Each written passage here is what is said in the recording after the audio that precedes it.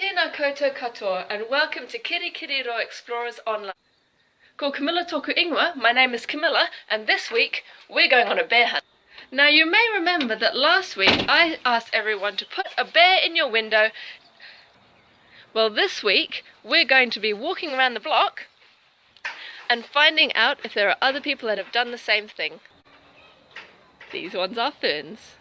So for the first part of this activity, I'd like you to walk around the block, counting how many bears you see. When you come back from your walk, we'll carry on with part 2. So we're back from our walk. Fern, how many bears did we spot?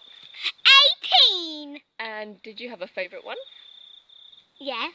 Which one? It was the red one at Nanny's and Grandad's house.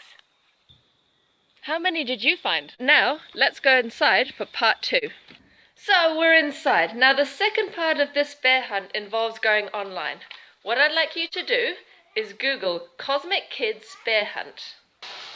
Cosmic Kids is a yoga program run by a woman called Jamie.